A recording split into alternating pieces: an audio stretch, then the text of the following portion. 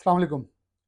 देखने वालों ने बहुत बेचैनी से कहा कि आपने डॉक्टर सोफिया अनवर का ज़िक्र किया, तो उनके खिलाफ कौन-सी कार्रवाई हो रही है? तो डॉक्टर सोफिया अनवर जो हैं, उनके खिलाफ गवर्नर पंजाब जो कि चांसलर हैं गवर्नमेंट कॉलेज यूनिवर्सिटी फैसलाबाद के, तमाम यूनिवर्सिटी पंजाब के, उन्होंने पीडा एक्ट के खिलाफ कार्रवाई का हुक्म दे दिया है।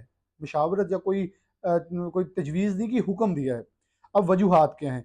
जाली सालाना कारकर्दगी यानी कि जिसे सरकारी ओहदेदार अपनी तरक्कियों के लिए एसीआर जमा करवाते हैं या अपनी कारकर्दगी रखने के लिए एसीआर्स लेते हैं, तो इनकी 2014 की एसीआर जाली थी। बाकायदा उन्होंने कहा है, जाली सालाना कारकर्दगी रिपोर्ट जमा करवाएगी। फिर यूनिवर्सिटी हॉस्टल में माली बेज़ाब्तियाँ यानी कि 2016 के रिकॉर्ड के मुताबिक उनका कहना है कि जो माली बेज़ाब्तियाँ बहुत थी, पैसे कुछ थे, लिया कुछ और गया था, शो कुछ और किया गया था, ये माली बेज़ाब्तियाँ थी। तीसरा, डॉक्टर नदीम सुहेल की बतौर professor of economics scrutiny late की गई 2021 में, यहां तक लेट की गई कि 15 माह गुजरने के बावजूद भी उनकी स्क्रूटनी नहीं की गई।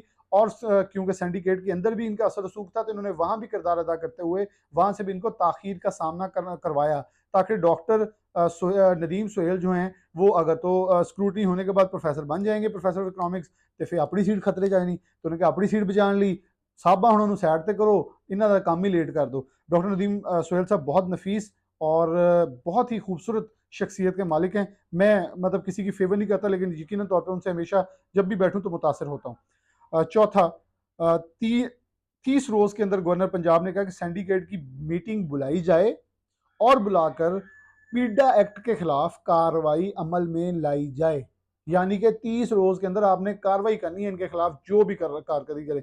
3 पॉइंट खोले। अब देखें, इससे पहले जो मैंने खबर दी कि नैब ने वाइस चांसलर के खिलाफ इंक्वायरी पुट कर दी हुई है नोटिस भेज के, उधरों हम वाइस चांसलर साहब ने सिंडिकेट सदनी है, बड़ा खिचड़ी पका दी गई है। यहाँ तो सारे चोर चोर, मैं वो लफज ही बोलूंगा, यहाँ सबको ऐसे जाहिर किया गया कि चोर चोर चोर हो गए हैं। लेकिन मेरे ख्याल में ये प्रोफेसर हैं, ये उस्ताद हैं, इनकी कदर है, इनको अपनी कदर खुद भी रखनी चाहिए। और मेरे ख्याल में अगर कुछ नहीं है ऐसा, तो अदारों को चाहिए कि चीज़ों को पहले, मेरे ख्याल में अदारे नैब या गवर्नर पंजाब ने इनके खिलाफ तो इनको बाकायदा पीडा की कार्रवाई का हुक्म दे दिया ना, यहाँ तो चीज़ें साबित है। लेकिन जो नासिर अमीन साहब वाला, क्योंकि अब देखें सिंडिकेट उन्होंने लेनी है, तो सिंडिकेट के अंदर जो 30 रोज में कार्रवाई वो कैसे करेंगे सोफिया अनवर के खिलाफ, ये बड़ा सवालिया निशान है।